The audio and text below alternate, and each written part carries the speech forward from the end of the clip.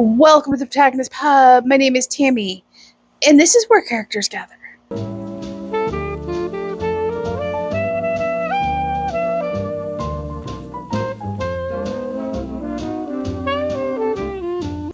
And I am gonna start filming clips for what I read in June. I'm probably gonna divide this in half. We'll see how filming goes the rest of the month. June has been very busy, and hopefully your June has been very busy and restful as well. I have read a lot. So let's talk about what I've read. I know I said at the end of May in my wrap-up video that I probably wasn't going to read anymore in May, and so I did, in fact, read 2 more books in May, so we're going to talk about those in June. First up would be the Unselected Journals of Emma M. Lyon, Volume 6. This was enjoyable. As always, it's epistolary with, Emma and friends getting up to shenanigans. I didn't enjoy it as much as Volume 5. Some of the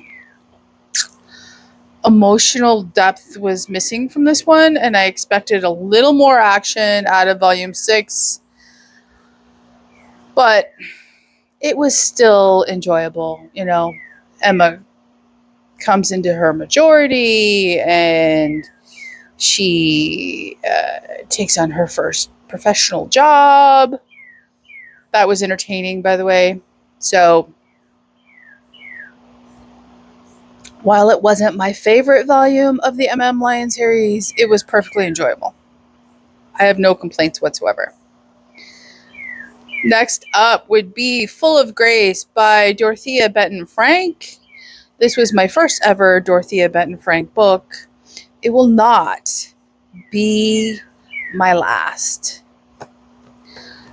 This was on sale on Kindle when I purchased it, and I loved every word of this book. I have never read anything by her. I loved it so much. I picked up her daughter's debut novel, which I will talk about here later. And Full of Grace was, just joyful. And I would classify it as Catholic fiction. Is it filled with theology? No. Is it still Catholic fiction? Oh, yes, it is. And I can't explain why, because it would spoil the book. And if I've talked about this already, I apologize, but I'm still going to talk about it here.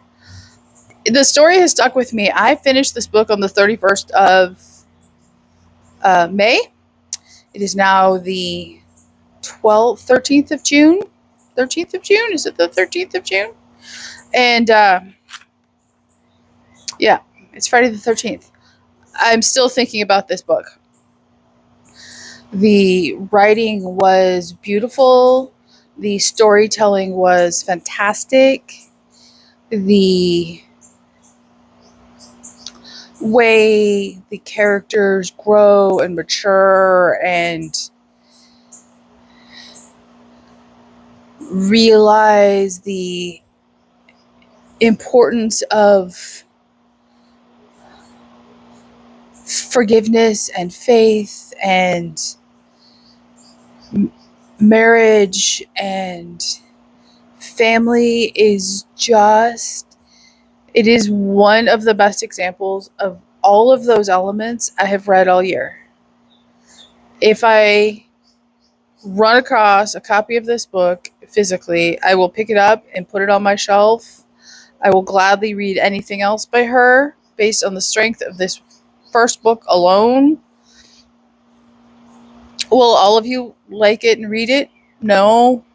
Especially since throughout most of the book, our protagonists are unmarried but living together. I had no problems with this book. I had none. Like I said, I still think about it. It was simply fabulous down to its core. And yeah, I can't actually talk about the book without spoiling so much of it. I will tell you there are very strong family bonds. There is mother-daughter angst, but it is mother-daughter angst done so well. It doesn't come off as overly dramatic, cringe mother-daughter angst. There is growth. There is depth. There is true emotion. There are decisions made, and you're like, oh no, don't do that. And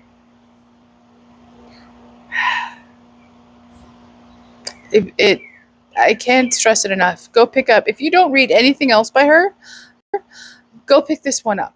I loved it so much. Okay. And since then, I have finished 2 other books. First up would be Boone's Lick by Larry McMurtry. This was my first Larry McMurtry book. It was available on Kindle Unlimited. It is 235 pages, excuse me, and I read this for June on the Range, and it is post-Civil War. It starts in Missouri, and they end up in Wyoming, and it is told from the point of view of the memories, although you don't realize it's memories at the time, of a young man. He's probably mid to late teens when the story takes place, and he lives in Missouri with his mother, his siblings, his uncle Seth, his grandfather, and they live in a town called Boone's Lick. And his dad is a trader in timber who's rarely home. He's home long enough to get his mother pregnant, and then he's gone again. So it's one of those kind of marriages. And it's divided into 3 parts. The first part takes place in Boone's Lick, and then parts 2 and 3 are much shorter, and they're about the travel and what happens when they find Tad.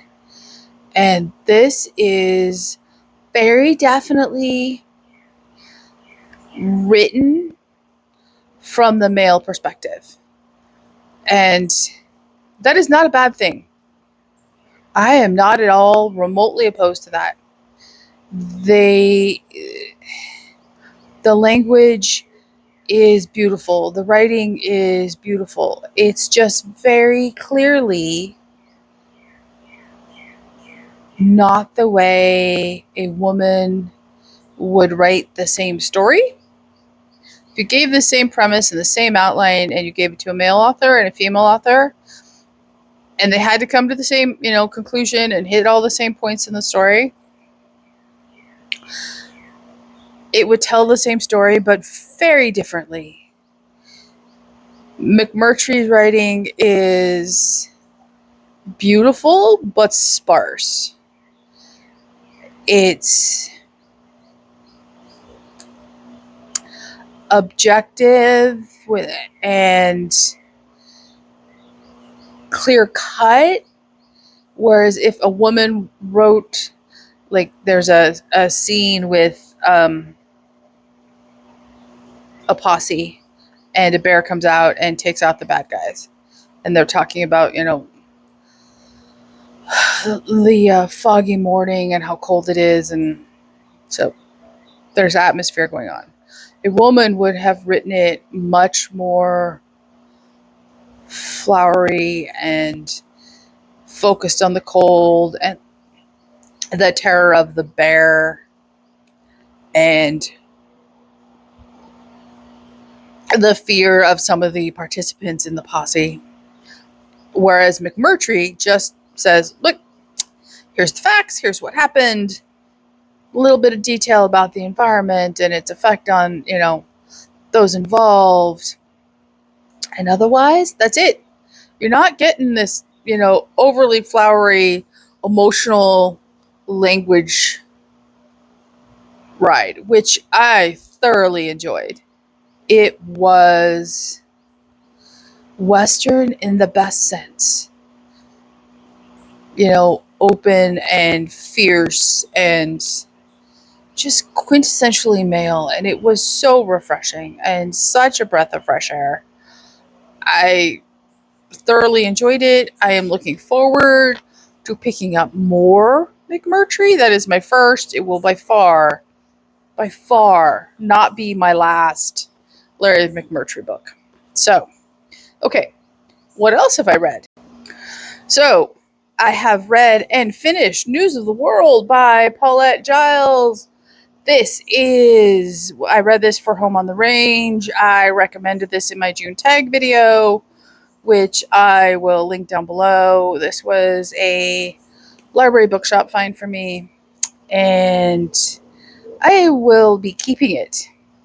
This is set in 1870 Texas, and she is a woman, and I didn't know it at the time, but this is the second book with our protagonist, and you don't need to read them in order.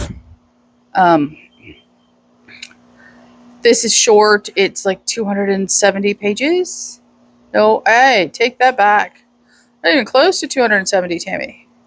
It is, in this format, 209 pages. I did not mind that it was short at 209 pages because the depth in this book was fantastic. So the story is, our hero is Captain, what's his name? Jefferson Kyle Kidd. He is an old man when this story opens. He is 70. He has survived the Civil War. He has survived a couple of wars before that. And he is what's known as a newsreader in the panhandle of Texas. He is a traveling newsreader. He goes from town to town telling news of the world to audiences that pay a dime to hear him. That's how he makes his living. And he fought for the Confederacy, so did Texas, though there's all of that political undertone going on in the story. And in one of his very first stops in the book, he meets a freed slave. I believe it's Wichita Falls in Texas, where he meets his freed slave friend.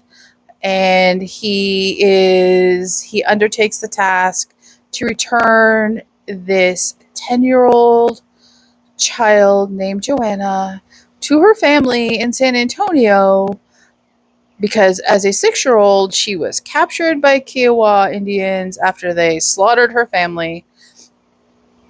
And she has, in essence, gone native. She no longer remembers how to speak English or German, which was her native tongue. And her family paid, I believe, 50 gold for her return. And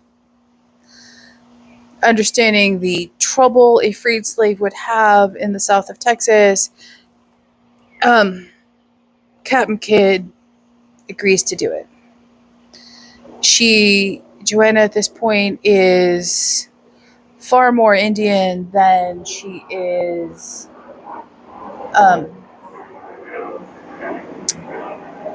European American Texan. She doesn't wear shoes. She doesn't understand why she has to wear a Western dress.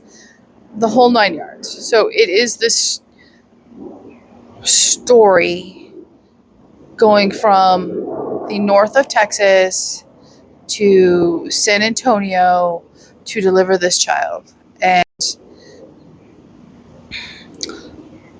along the way, he, continues to read the news to make money, to continue the journey.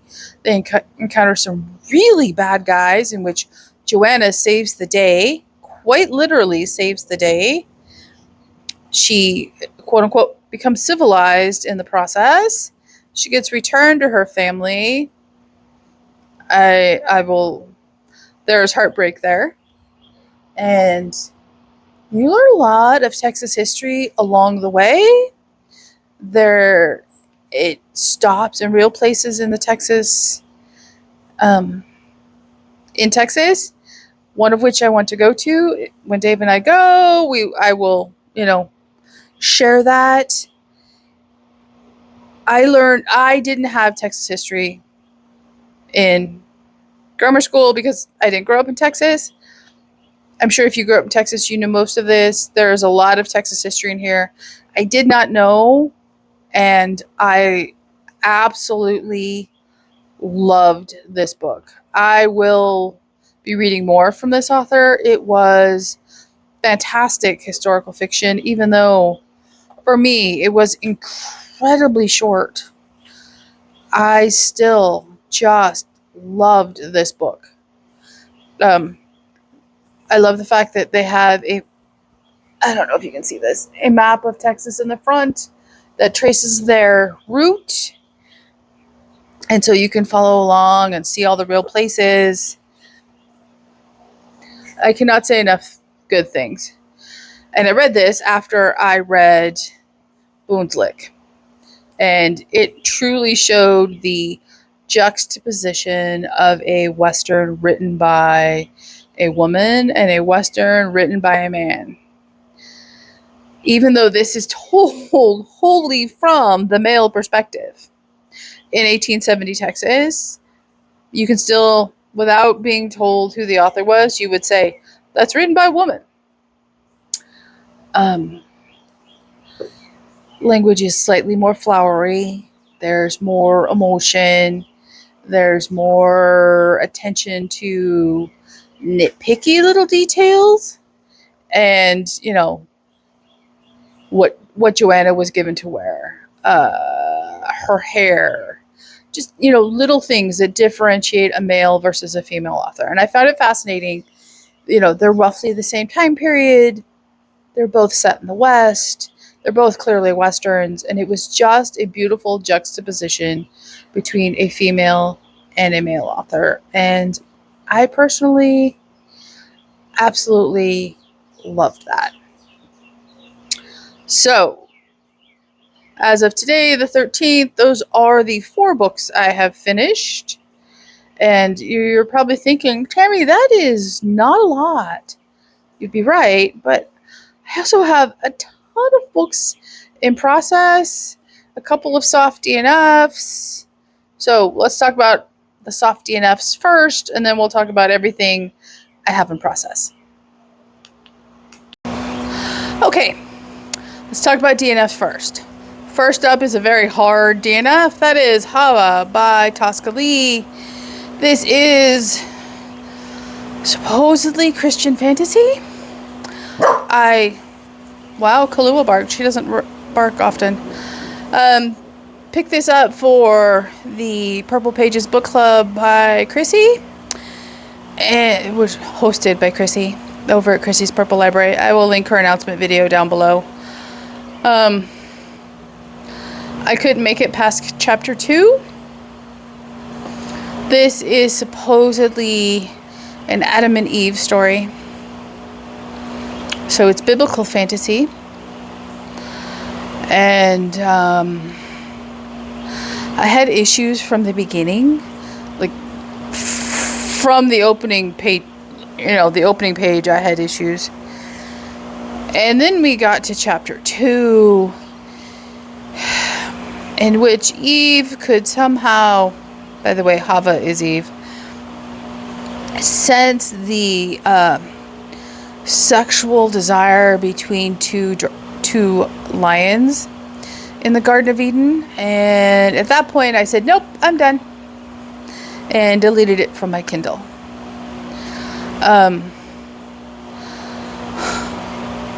This book was uncomfortable. It was, in my opinion, incredibly liberal with its creative license from the source text. I found it not just uncomfortable to read, it was just disrespectful. And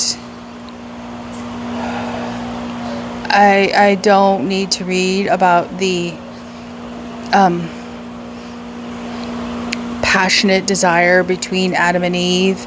I certainly don't need to read about the passionate desire between animals in the Garden of Eden. And what I can only describe is the very odd characterization of the voice of God talking to Eve in the book.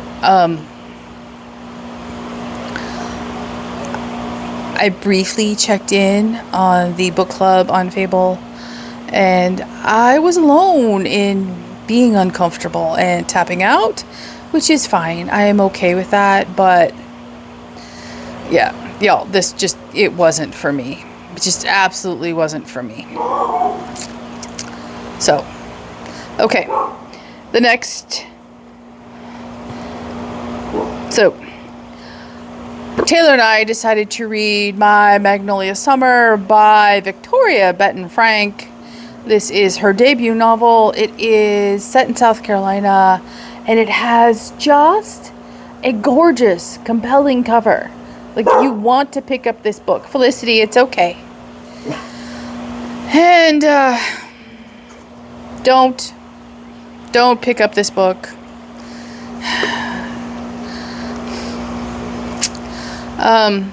It is very clear from the first chapter on that it's going to be a problem.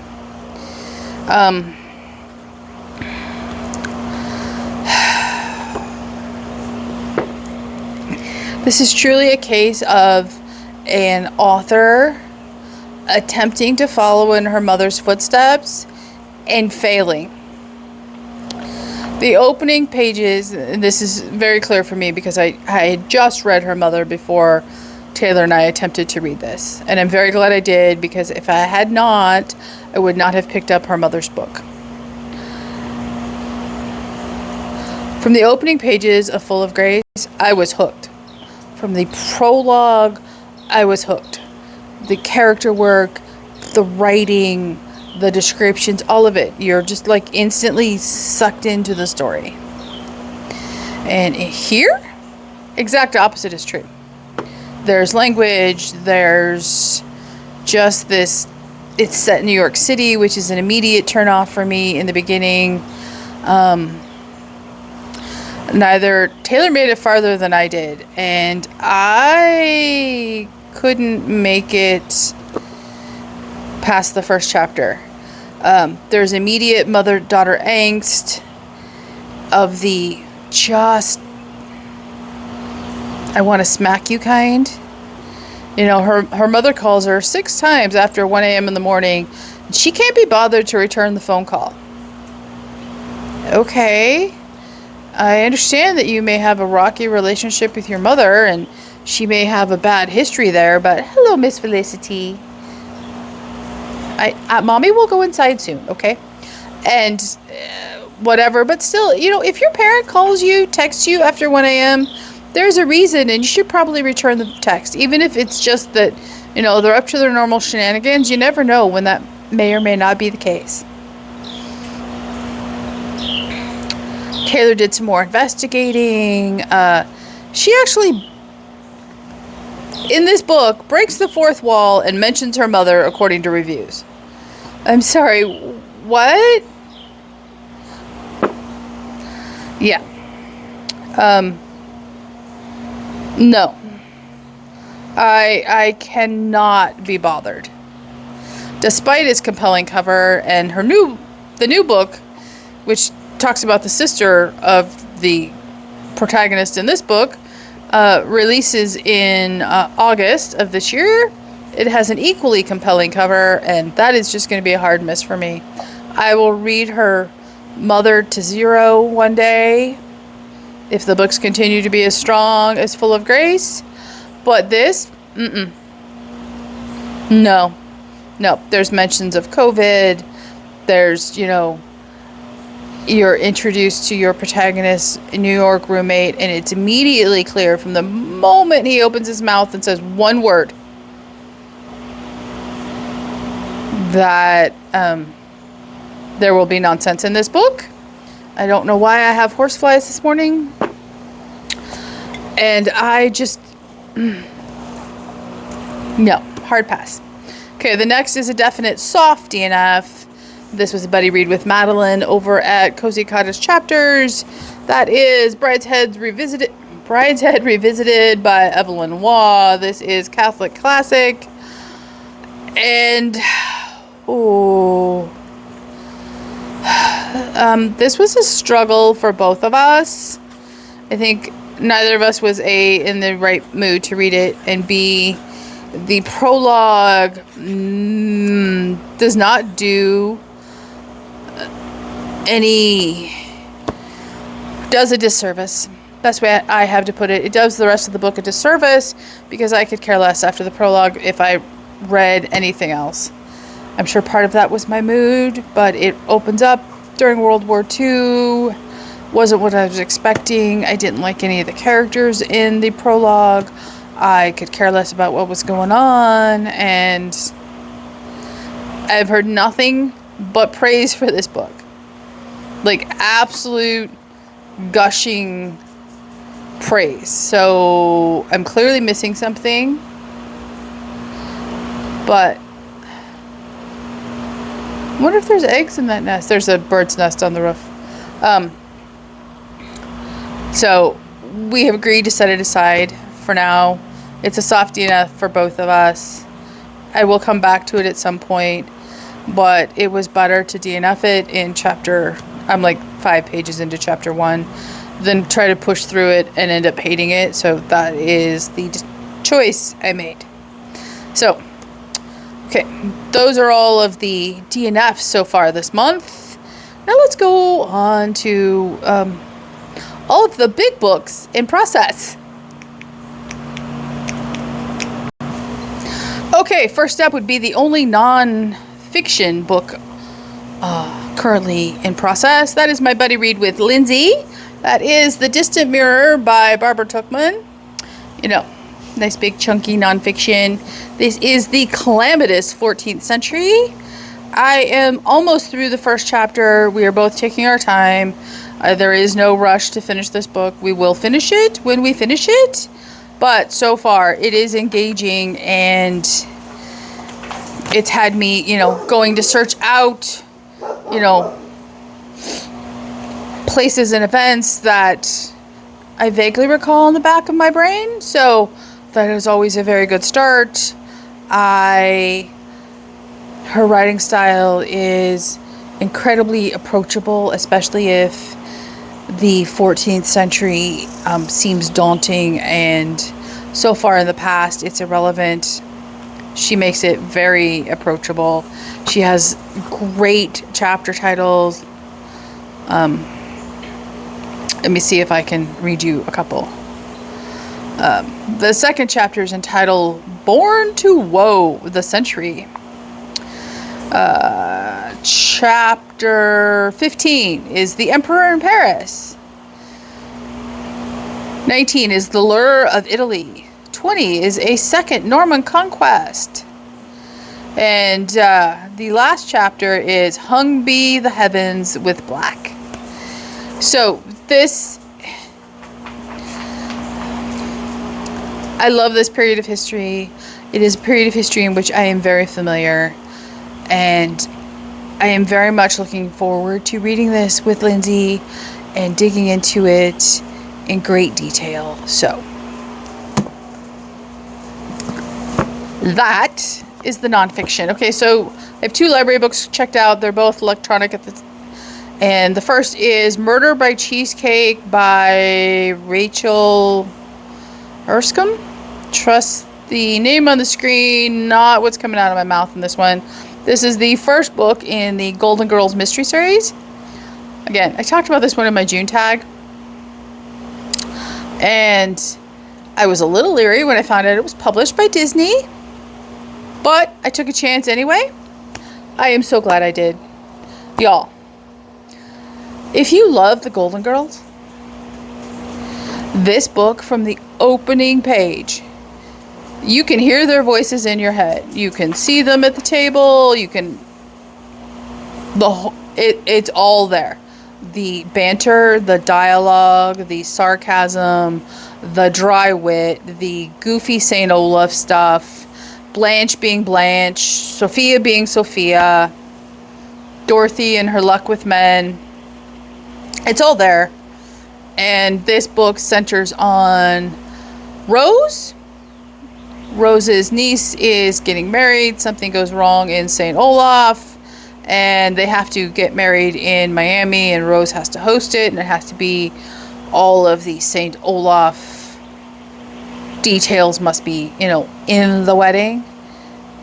It's just a delight so far. I'm about a third of the way through. I will finish it this weekend, but unless something drastically changes, this book is an absolute joy. I have no other word for it. It's an absolute joy. So, the other library book I have out is the latest Christy Woodson Harvey book, and that is right here. The title just went out of my head. And this one, the prologue, opens up in COVID. During COVID, they go from New York to, I believe it's North Carolina, to escape what's going on in New York. We all know I do not love when the real world intrudes on my fiction books.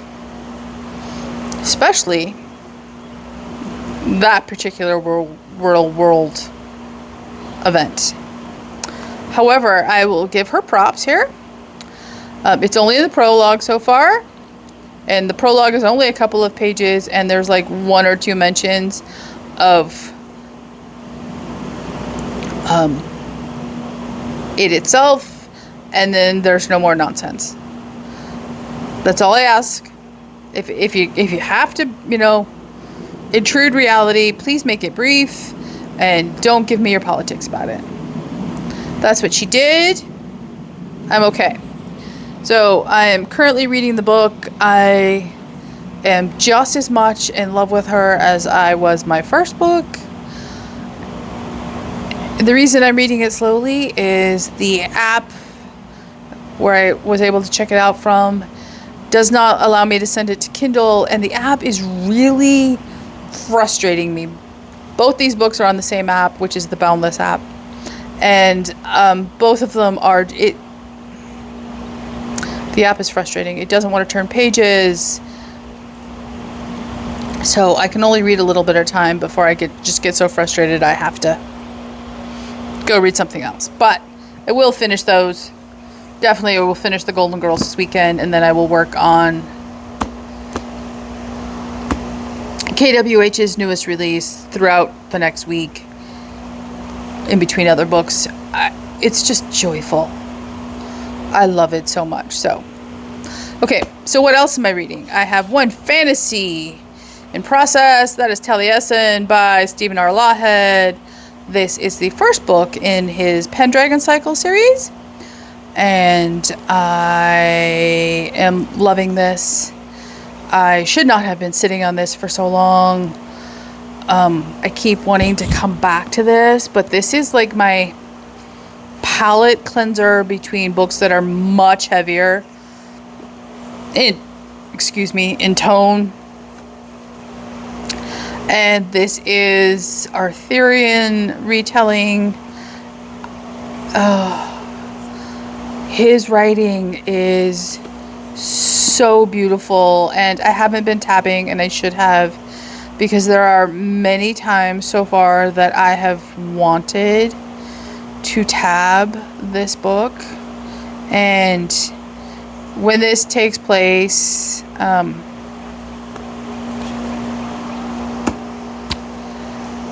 when this is set, it is Christianity is a thing. It is making its way through the world. It is mentioned in the part of the book currently set in Wales, and I am so here for this. It is just beautiful. I need to finish this. It is over 500 pages, and it is gorgeous. The writing is gorgeous. The storytelling is gorgeous. The chapters aren't, chonkers. They're doable. So if you need to read a couple of chapters at a time, you easily can. And it has been a great palate cleanser. And I'm having to prevent myself from just blowing through it, because I know I have some much heavier books in process in which I need a lighter book. Okay, so now we come to the heavier books. These are all Big Book summer books. First up would be The Lilac Girls by Martha Hall Kelly. Amanda and Lauren both influenced me to pick this up. I will just spoil it now, I have picked up the remaining 2 books in the series based off of the strength of the first about third that I have read of this book. And surprisingly for me, this is World War II historical fiction, and we all know, not my favorite. However, I am loving this book. It is, however, not an easy read. There's clearly a protagonist you are meant to love. There's clearly a protagonist you are meant not to love. And there is clearly a protagonist you are meant to be ambivalent about. It is based off of a real life. I know at least one of them is an actual historical figure. I'm not sure if all of them are, but yeah, the character you are not meant to. The character you're meant to be ambivalent about is historically accurate. The other 2 I don't think are. And this series follows her ancestors. So it takes place in New York, Poland, and Germany, and eventually it takes place in France. I can only read so much at a time before I have to set the book down and do other things, because the content is heavy. You have a Polish teenager. You have a woman German doctor at a concentration camp. And you have an aging American actress, volunteer diplomat, for lack of a better description. And these 3 women lead very different lives. They lead even before the war begins, they lead very different lives. And so far there is a problem. And it's not a problem, but it's something that could have been handled better, and it's in regards to our German character, and it doesn't go into any detail, like no historical context for the rise of German nationalism and the ramifications of peace after World War I. And I think that could have been handled much better and could have been included for some context for our German character. So I will continue to read that this week. Okay, so now we get on to the 2 big chunky books. And am thinking of actually vlogging these two books. I'm not sure yet. They are both set roughly within 10 years of each other. They both deal with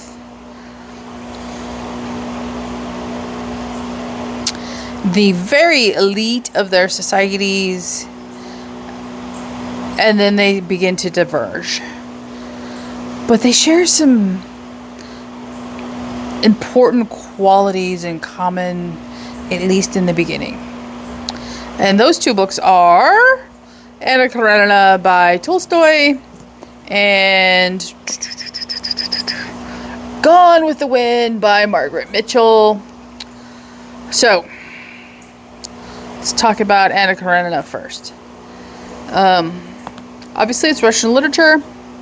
I am 45 pages in, and like all Tolstoy works, there are a lot of characters. Even for me, there are a lot of characters. And it is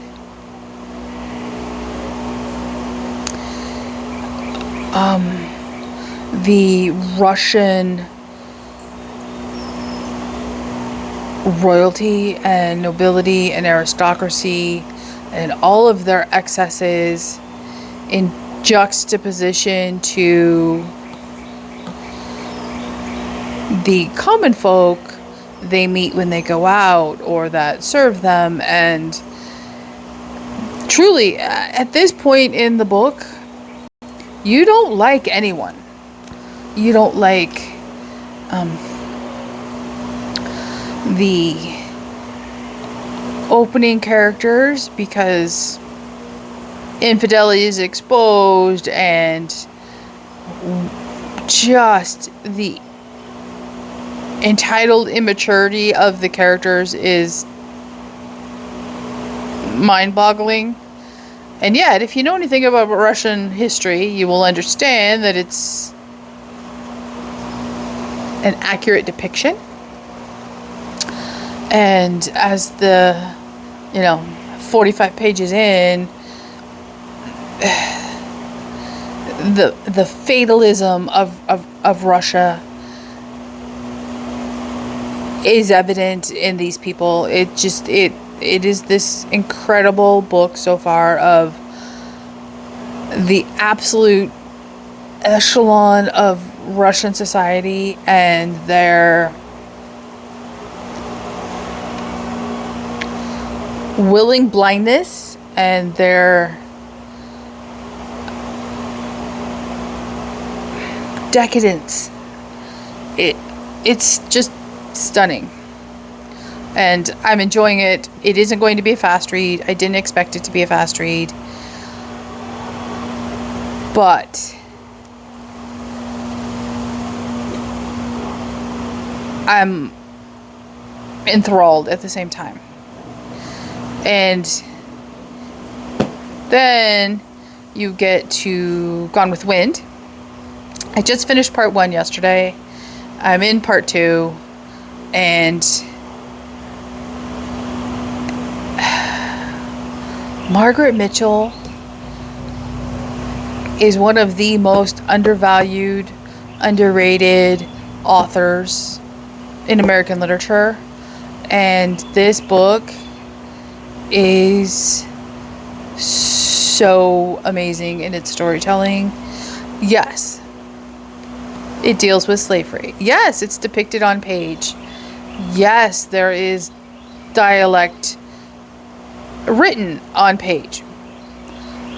Yes, there's classism and all of the things. However, the writing from the get-go is so evocative. Just the opening paragraph of this book sucks you in. And because I'm reading these two together, and why I'm thinking of vlogging them together, even if that vlog takes me the next, 3 months to finish. The thing Gone with the Wind, I'm just going to give you a little preview here, does so well that is missing in so many books, including in Anna Karenina so far, is that the servants, slaves, are fully developed characters with their own personalities and their own conversations and their own interactions with the protagonists of the story. They are not kept in the background. They are not underdeveloped. They are not absent from the story. Now, I understand you couldn't write Gone with the Wind and what happened in the Civil War if they were absent, but the fact that they are so many that could easily have just, slipped into the background, that weren't central to the story, but are included as named individuals with, lives and emotions, sets this apart from so many other books in which servants are present in the lives of your characters, but they are never discussed, they are never mentioned, they're just, in essence, set decoration, and the reader is expected to pay no attention to them. Margaret Mitchell does not treat them like that, and she was just brilliant in this book. Yes, Gone with the Wind is a reread for me, but still, I am loving every word of it. Just, it's fantastic. So, okay. That is everything I have read. I have DNF'd or is currently in process. There's probably some other lighter stuff in process that I am forgetting. But it's still my first cup of coffee, so you'll forgive me. And what are you reading as June progresses? Let me know in the comments down below. Like and subscribe, and I will see you here next time at the Protagonist Pub.